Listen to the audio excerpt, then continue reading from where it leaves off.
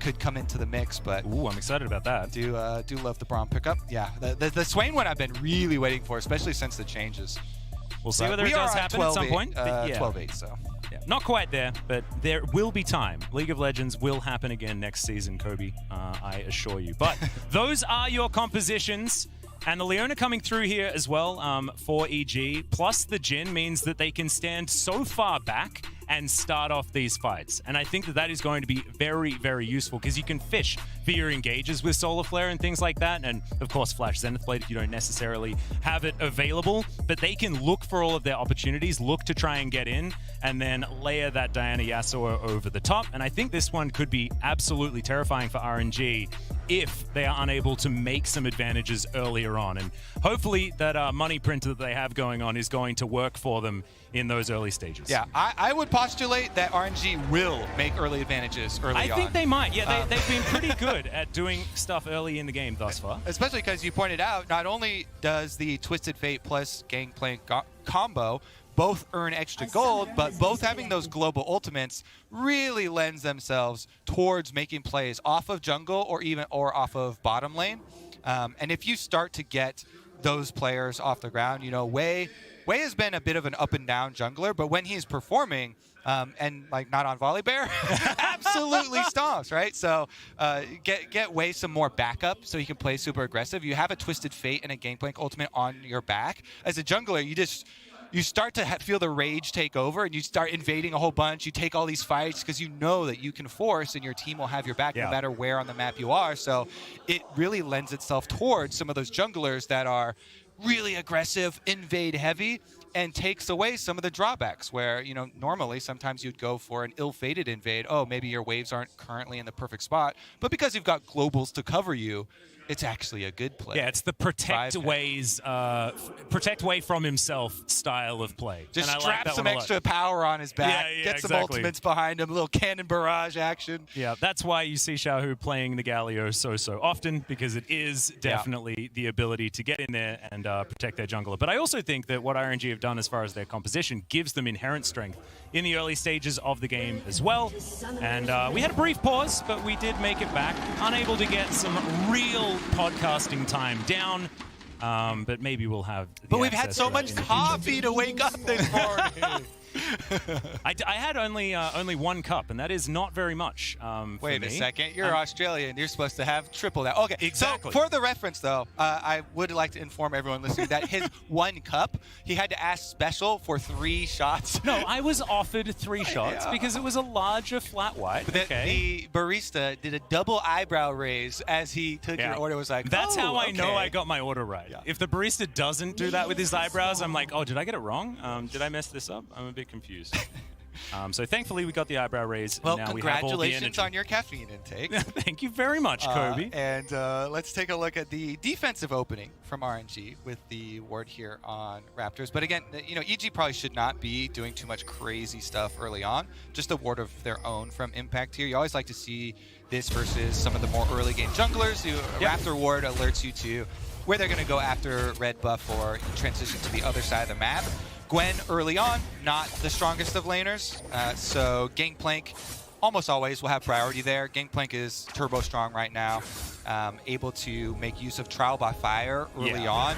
That passive is just broken, dude. It's so broken. I don't know how it's still in the game. Do you know what it reminds me of? You know why it's still in the game? Red Pot start Udyr with the double proc of Tiger Stance. That's what it reminds me. You know why it's still in the game? Because most people don't utilize it. I think that's the only reason. We got another fight towards this bottom side. Danny potentially going to get stunned up here, but Gala not able to weave through the auto attack in time. Vulcan takes a fair bit of damage, and RNG walk away with a health lead, but it's not going to be the kills that we saw at this time in our last game. Yeah, I do really like that trade for them, though. You know, getting it started early. As we mentioned, you've got double globals, and bottom lane is the hot spot for using those globals. So if they can make some early trades, get some health leads, and honestly, EG's bottom lane has been prone to dying a lot early on in the game. So every team in the tournament probably looking at bottom lane for EG as the area that they want to make plays on and try and get those kills early on.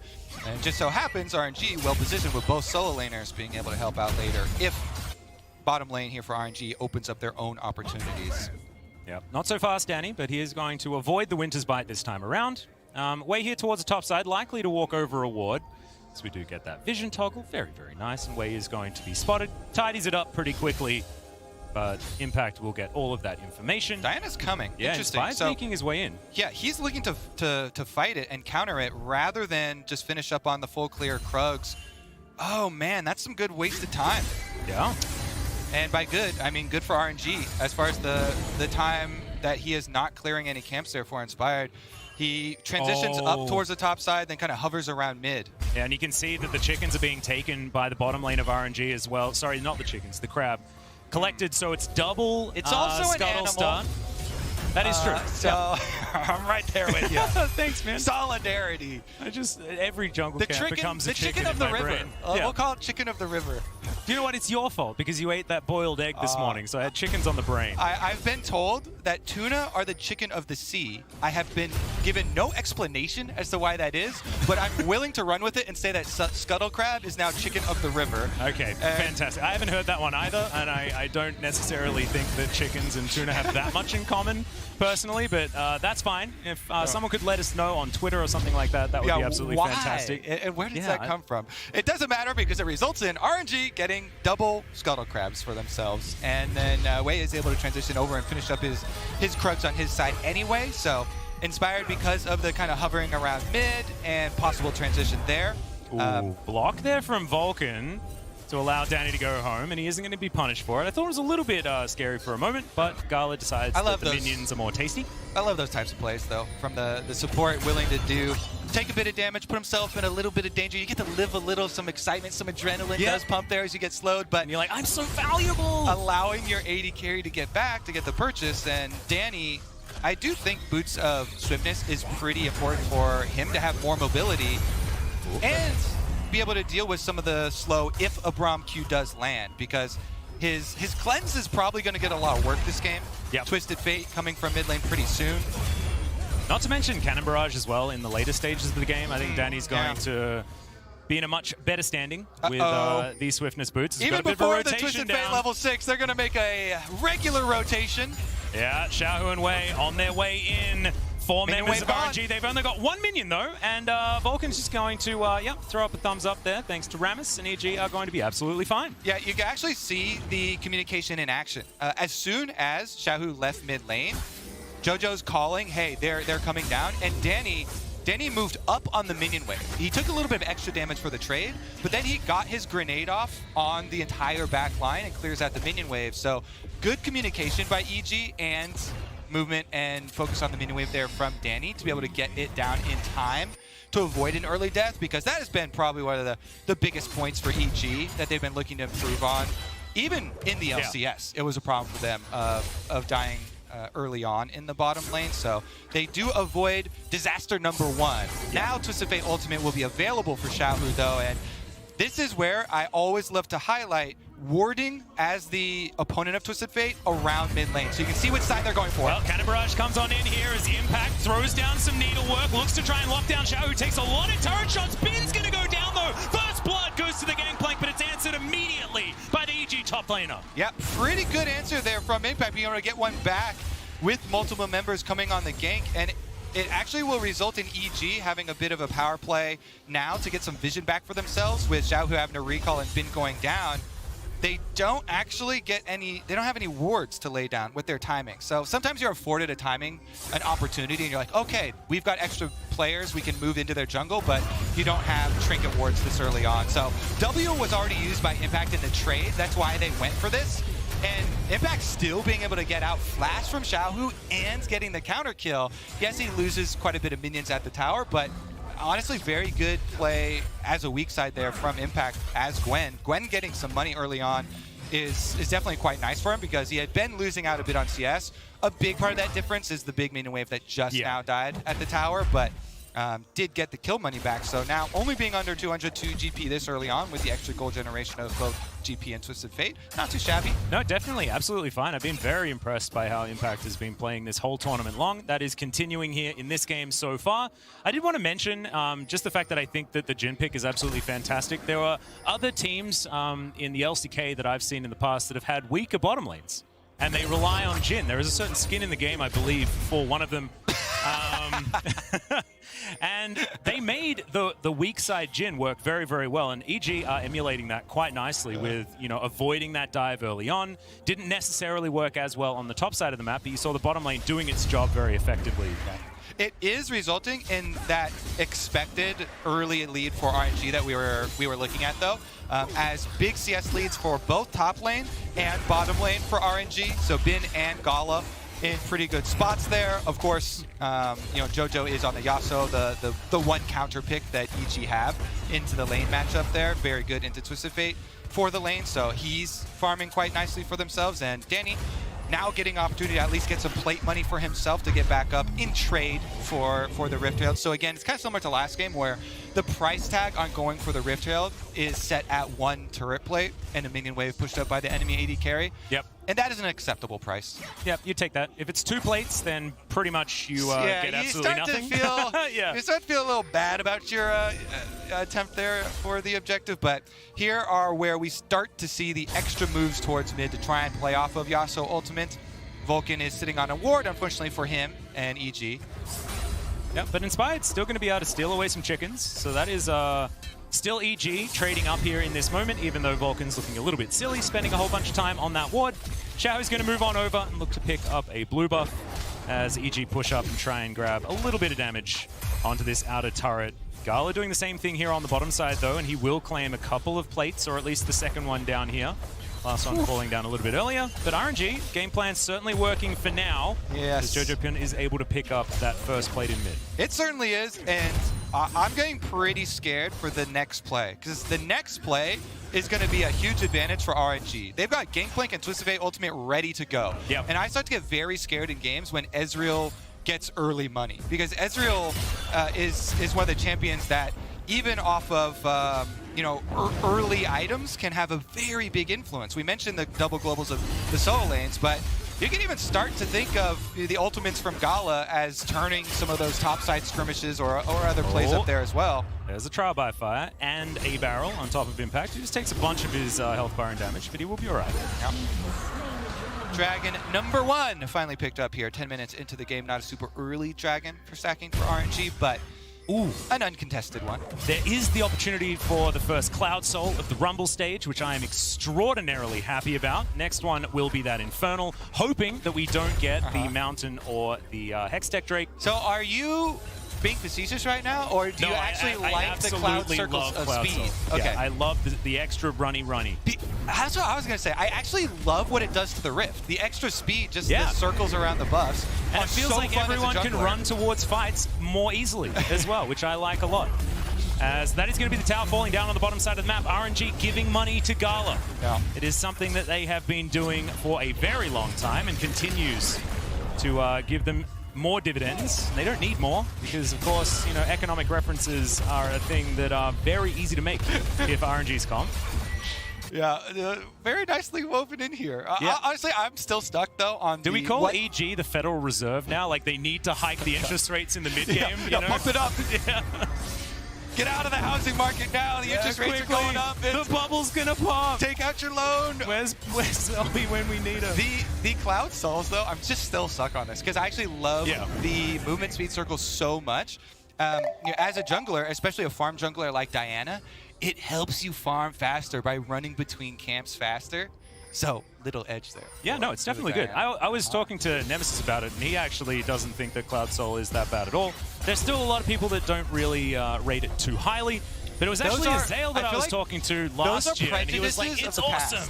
No, exactly. And I think that Ocean Soul is probably the least impactful at this point in time, as Inspired looks for the cube, but doesn't quite find it. Solar Flare comes in, gets a little bit of a slow onto Gala. It's a fantastic ulti to come through from Ming, but can he keep himself alive? The Unbreakable is so powerful, but the curtains have been called. Ming has to flash. Impact staying in the fight for so long as the last breath comes down. Gala is burning and eventually gets stabbed, but it's a 1-for-1 at this point in the fight. Jojo Pin, can he get the kill? No. As Xiaohu's going to be able to walk it off, and it's a double for the Xin Zhao. That is so big for RNG because they also pushed bottom lane the whole time this is happening. Man. They won both sides of the map, Atlas. What a massive win for RNG right there. Bin takes the whole bottom turret and they win the team fight on the top side, even with the Diana Yasuo combo finding multiple members there. Because the fight started out so early onto Impact, they waited out the Gwen W and then forced Impact out of the fight. So much damage dealt to him. So EG, by the time they got their Diana Yasuo combo off, no other member of the team really able to add damage. Yeah. And so there wasn't that extra real threat that you're used to with Diana Yasuo combos on multiple members. There wasn't the extra damage, and RNG win both sides of the map in one play there. Bin now got a bunch of money. Top side was able to get a bunch of money and territory for themselves as well. But here it is. Arcane Shift avoids the ultimate initially, then Vulcan's kind of forced out with the early focus there. This is the W from Impact. He also absorbs the exhaust, but it's only one of the exhausts. The second exhaust used on Diana, and so they barely get one kill for EG here on the Gala. Meanwhile, it costs them everything. Jojo goes down, Diana as well. Impact forced out of the fight super low, and that was 5 members of EG, only 4 of RNG, so Bin gets paid, and he's got a Trinity Force, double Trinity Force power spike here for RNG with Ezreal and the Gangplank. Yeah, this is absolutely huge for RNG. I loved their spacing in that last fight. You saw EG were desperate to try and get them stacked up, but Wei wasn't hit by the Moonfall. He was able to do free damage throughout it, and it was just navigated so expertly from RNG on the top side. And even just the forethought from Xiaohu with the double exhaust for a team fight. Yeah. Like, double exhaust for an all-in team is so critical there. Meaning with the defensive ultimate coming out early, a lot of time bought by the RNG 4-person squad. Well, now a Destiny has been popped. Xiaohu just using it to get as much information as they can. Hasn't pressed the gate just yet, but isn't really going to worry about starting off too many fights. Just a bit of a ARAM in this mid lane. Yeah. MSI RAM. I don't know. We usually call it a K RAM. Yeah, I mean in the LCK, but it's not Korea. I guess they are in Korea, so maybe we can still call it a K RAM. I don't know. I love following Atlas thoughts here. Oh, I didn't mean to do that. What the heck? I love following your arrows, Kobe. Funny that it happened actually at the right time. Yeah, it was beautifully done. You could have just said that you meant it. It would have been even better. They have the setup here down by where I rest my hands usually for NA. So LEC setup. I think you should have just played it off as being exactly what you wanted. That was me following your thoughts, actually. Yeah. No, it was beautiful. Absolutely beautiful. You're indicating something about what was happening in Impact's player cam at that point in time. As the Drake is going to be taken here second for RNG, and it's not a Cloud Soul, so I'm quite upset. That's just the Omega sponsor call out. Yeah, there we go. The ad over and over. Yeah. Oh, God. Okay, so RNG continue their stacking double dragons on top of what they just got. So this game, the first opening, 10 minutes are like, okay, this is according to the blueprint of the Champ Select, where you're like, okay, early lead should go to RNG. But then that last fight, that has nothing to do with the blueprint, right? That is exceeding your expectations as far as the early leads that RNG should have.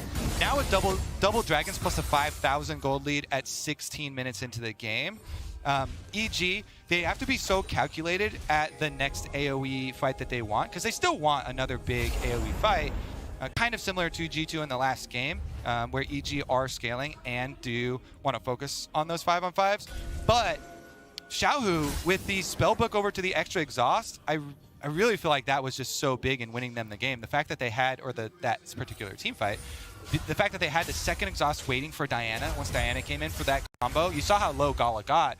With no exhaust there, he would have been instantly popped, and then yeah, things could have been much better. Maybe looks a bit better, but looking for those timings where Ming's exhaust is back up now, and that is definitely one of the biggest pieces of utility that they had. But also you look at Xiaohu on Twisted Fate as pick opportunity with Everfrost, Flash, and Stopwatch ready for him. You can go for the super aggressive ones. Yeah, and he's all set up for all of that utility as well with the rapid fire cannon already completed. Xiaohu is able to get those longer range gold cards to lock anyone down that he wants to. But slight stall in how this game is moving forward, and it's about 5,000 gold. That happened in the last game, and it was a Diana Yasuo comp versus a Twisted Fate comp. I'm seeing a little bit of similarity here. Yeah, I feel like, because I don't remember the exact timestamp, it was a bit later into the game to get to this point, and you can also see it in the indication of these comeback mechanics of objective bounties. This game is a bigger lead, a significantly bigger lead, as calculated by the game itself with objective bounties showing up. Last game, objective bounties not showing up means not as far behind, with the extra dragons lending to that as well, because it does mean RNG have that threat constantly building. So EG have to dig themselves out of a bigger hole. They also do not have as crazy engaged, since they've got with the Gwen higher carry potential than Ornn, obviously, but not as big Ornn upgrade or AoE. Yeah, they're not as all in on the team fight, right? As Inspired gonna try and get out of there. He's going to flash to get himself out of this one, as Jojopin also seen by the Destiny, but not actually able to get in there. Decent solo player is going to come through, looking to try and lock down Xiaohu, but he goes golden to keep himself alive. The curtain call comes in, but it just doesn't look like it's doing enough. Way eventually goes down, as now Gala is free hitting in the back of this fight. Impact is getting flashed on by Bin, as the E will connect. Impact still looking to try and get out of there. Vulcan's very dead, but I don't think RNG can get too much more in this fight. A 2 for 3 in favor of RNG. Yeah, Impact going to run out to the top side. RNG getting a bunch of kills here, but not really going to be able to capitalize on the extra map presence. Jin just going to push mid for EG here. Meanwhile, we get the recall off there for Impact. Okay, Bin will be able to, especially with Demolish, probably finish off the outer tower. So RNG, and all of the items that he has. Yes, very big early lead for him. In addition to the extra kill, they also will get the objective of the top tower. So big opportunity here for RNG to now do a follow-up play, because they will have a big spread map. And here, nice catch onto Inspired, and getting so much out of him early. What they wanted here for EG, they're talking about out of knockup here. They want to get a combo off. They barely are able to get the Yasuo ult onto Xiaohu, but he just flashes out to the top side. And then Jin plus Impact get 2 back for themselves, but it's not going to be a one fight. With the lead that RNG got off of picking on Diana early and getting so much health off Diana, means that they get to take away the big threat there from EG. Impact's going to get slowed. He does manage to get some bounty gold here, as the Rift Herald does manage to take down the turret, but now Impact is in so much trouble. Gwen still likely to take damage, standing inside that circle. Of course, Chronicle calling us out because everyone says that Gwen is immune, so we're going to do our very best not to say that. Well, she was not broadcast. immune there because they're inside. Exactly. So I was saved. I was saved. Have to bring it up. But if it does happen again, we'll do our very best not to say it. Sorry, Chronicler. Oh my goodness. RNG doing such a good job snowballing here, though, because remember during the replay we're like, okay, that was a pretty good win for RNG. They get an extra kill and they get an objective. But what about the next play? You know, and it's again right as we get back out, it's a pick before Dragon. So Dragon number 3 picked up lickety split here. Very comfortable. It's a saying I have never used before, but I wanted to get in. I thought about it for a second. Is a great one. What's that from? It was from a very old book from Lickety Split. It's a gingerbread man? Watch it has like some really like dark connotations. Yeah, to it. Probably. People it is like an old nursery rhyme. Like, hey, that actually has. Kobe, that was very inappropriate. Please don't say lickety split, even though it is a colloquialism. But it sounds like some weird like candy cane saying or something. Or like that's some children's game or something. I don't know. I mean, it is a gingerbread man saying, so theoretically you are correct. We don't need to talk about it too much more, though, because as you were talking about, RNG managed to extend that lead a little bit further. They've also grabbed sole possession of Soul Point. No dragons taken for EG, so if you're comparing it to the snowball that T1 were trying to do at this stage in the last game, this one's looking a little bit more dire. A lot better, the, Diana Yasuo a lot better for RNG here.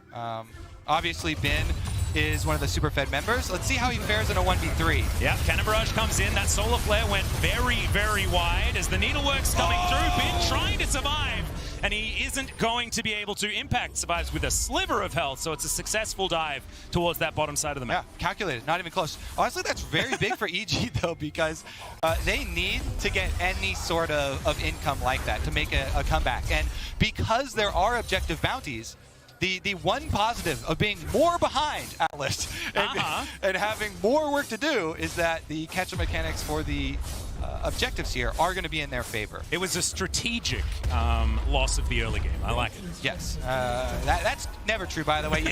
You never want to have a scenario where you're slingshotting back into a game by objective bounties. Maybe there's a super duper rare case where you time it perfectly. If you feel like an on-kale composition here's or something like that. Here's one thing I have toyed around with.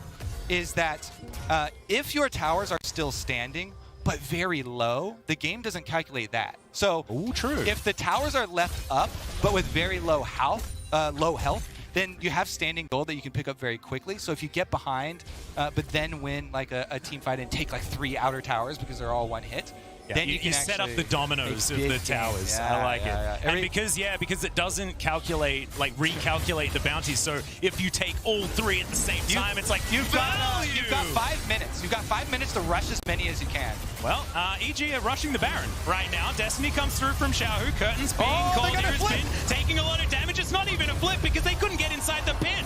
It's going to be the Yasuo once again that locks down the Baron. Yasuo will fall in the end as Bin locks down that kill, but can EG complete the heist is the question. Moonfall comes on in, inspired Vebit damage there. He will go down, but can they keep these Barons alive? Just barely with the empowered recall.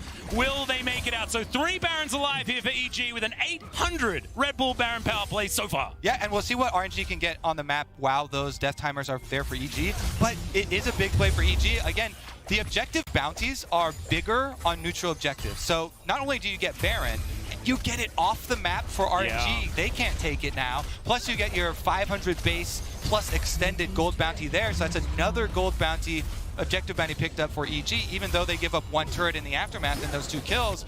Because JoJo and Inspired buy time for their teammates to get their recalls off, it is definitely worth it for EG to just rush this down and try and make their comeback. So they get the objective bounty. JoJo knows he's caught inside the pit, so he instantly gets blown up. But then Inspired makes the call here. I'm not going to scramble. I'm going to buy time for you guys to get your recalls off. And so the other 2 Baron-empowered recalls, barely getting off in time, are very critical for them to get their defenses up so their minion waves can get Baron-empowered and they don't give up more turrets to RNG during those death timers. So EG fighting their way back into this game, as they have done so many times in the LCS. See if they can actually complete on the international stage a comeback. We have now done away with the objective bounties. That means they've made up enough ground to not be considered so egregiously far behind. And now you can actually just transition the benefits of having the Gwen over the Ornn. Yeah, we were going to mention this, the side laning power. Exactly, are that you can go for that split push to a more effective manner. And also, they can try and deny this soul point as well. 20 seconds until that one is available. I believe the Baron will be up for them. Yes, another minute's time before that one is gone. We'll see whether EG can utilize it as Solar Flare comes on in. Great unbreakable from Ming, but they still manage to land the triple knock-up. Gala taken down immediately. Inspired goes gold, and the curtains have been called, and this time it is for RNG as they're now routed underneath. Their turret way is so extraordinarily low, but will not fall. This should mean that EG can get towards this Drake, but no! Impact is going to be taken down. Xiaohu able to lock down that kill, and that is actually going to change a lot with how this exchange went. Huge stopwatches for RNG. They get just close enough to their tower that EG, with a very good call to try and get their engage there, because of the extra tower damage and the double stopwatches coming out of RNG, they bought enough time. And Wei living there, so critical for them. Everybody else able to push them off. Once Bin arrives, EG know that they can no longer chase. That they have gone a little bit too far there, and RNG get the punish. It looked so good for EG throughout most of that fight, but then it just wasn't quite enough damage. Yeah, not quite enough to finish it off, and it being just close enough to the tower there for RNG that Yasuo, with that dive, Inspired as well as JoJo, were under tower range, and so they go down to extra tower damage during these stopwatches. Let's take a look here, because they do get Gala with the initial Leona stun, and so they're saying, look at Gala, we can get him. They get the JoJo ult combination with Inspired onto him, and even though the exhaust is down on Diana ultimate, they dive the tower looking for Yasuo. Then the stopwatch from Inspired puts the aggro over onto JoJo, so JoJo's dead. But then Wei stopwatch plus flash plus the magic damage shield from his Hex Drinker keeps him alive and allows RNG to get the soul. So what looked like possibly a good engage there, you know, with the Baron buff for EG off of what we are setting up as their possible comeback, turns into perfect team fight for RNG. They get soul, they get the extra kills. Guess what? Yeah, it's looking pretty good. Yeah, they're right back into the driver's seat here for RNG with the extra shield. Does so much versus a comp that wants to instantly hard engage on you with Diana Yasuo. That makes a Diana Yasuo combo so much less effective, knowing that you're going to have to burst through a shield on top of it. And all the extra stats as well. Not to mention that, Ming's going to be even more bothersome in that front line. And Ezreal is one of the 80 carries that can actually make use of defensive stat multipliers there. With Frozen Heart now coming in for Gala, they already kind of struggled through the exhaust to burst him down. Well, another Solar Flare will come in here as it's some Chain CC onto Wei, but he barely goes below half health. And the Everfrost from over the wall, Jojopin taking a lot of damage. Curtains have been called. Cannon Barrage out of the way there for the Jhin. As Gala is going to tank up one of those bullets, but honestly, they're just not doing enough damage, especially with this Mountain Soul here.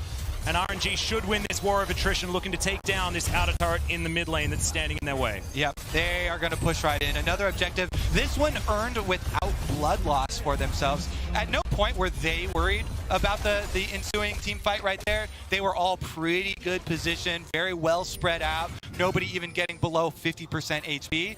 But EG, kind of on the edge there. Jojo got his shield bow popped, and they were feeling a bit risky, so they pop a lot more cooldowns in the exchange and still give up the objective. Guess what? Those objective bounties are back, Atlas. Ooh, they've made a return. Well, there is a very low health turret in the mid lane. Perhaps they were listening to you, Kobe. This is how you're supposed to play it, everyone. Well, I've learned this today. The problem is, and especially the disclaimer, just so people know that sarcasm hard to pick up on sometimes. It's not actually recommended.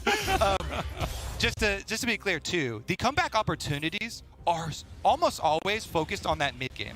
When you have objective bounties in the late game, they're actually kind of pitiful. It doesn't really have the leverage that it does in the mid game because gold means so much more there. And so with the power of a Mountain Soul already acquired for RNG, they are so well situated, especially with the ability to push multiple lanes, which is Fade and Gangplank, to just push in all lanes. Oh, Danny. Xiao's going to find the gold card, and they've got enough CC. They'll lock down the Jhin, just caught walking through his own jungle. And that means that Baron should go over to RNG here. It's 2.5 minutes until the Elder Drake is going to be available. And now RNG will be able to put so much pressure into these side lanes. Impact's trying to do what he can there on the bottom side of the map, but RNG a little bit too fast.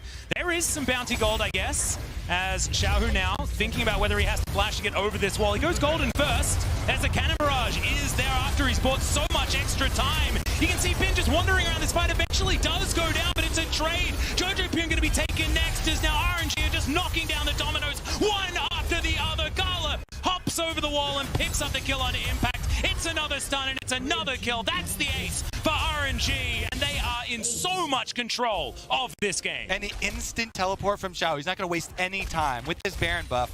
Push down top lane. It's him versus Danny here for the inhibitor. Can he get in some damage here on the inhibitor tower? All he has to do is clear the minion wave and then Baron empower the minions, and the minions will slowly work away while the rest of the team works all 3 minion waves. Again, you see, all right, since we have time, and this game is pretty decided, we can try and actually use this. Yeah, really good arrows there. There we go. Beautiful stuff, honestly. And how do you clear it there? Boom. Whoa, you're really good. I can do some stuff as well. Do you understand let's pushing 3 lanes way better now, right? Yeah, no, I completely understood. Let's have a look at this replay, though, at the Red Bull Baron power play. That was just not even necessary at this stage, as RNG just bait them into a fight that they knew they could win. EG know their chances of winning are so low that they're trying to throw big haymakers that have low percentage chance to actually work. So they just go all in on it. They were trying to split push, get those objectives down to get some bounties, and they got the mid turret. But as you say, only got the 1 kill on Bin, and everybody else is going to get chased down after that. Yeah. But by the same token, they're so far behind that with Baron buff and Mountain Soul, when RNG come knocking at your door, you're going to either lose slowly or go out swinging and try and get some objective bounties back. Maybe you get your pick off and you can get some kind of crazy scrap going on. 3v1 attempt. We'll see whether Bin can eat oranges and BKs. The Cannon Barrage not necessarily doing the most work, but oh my god, Vulcan just evaporates. Xiaohu now seems to have found Inspired, or has Inspired found Xiaohu? It's It's a lot of damage as they just kill each other. As the dust settles, True Shot Barrage sails by majestically as RNG now barrel down the mid lane, looking to end this game. Impact is here. There are a couple of respawns coming in for EG as Gwen is unable to be damaged whilst inside that circle. Yeah, the problem for them is that Gala is unable to be damaged while he's got Braum in front of him. And Gala is so threatening and right here. Yeah, he's so tanky just in his own right With as well. his Frozen Heart. Frozen Heart is already finished, plus the Mountain Soul on top of it. Oh, man. Yeah, definitely very difficult. If you don't have the Diana Yasuo combo ready for Gala, like it's so hard to deal with this Ezreal. The range is really long. We'll take a look at it here as EG trying 3.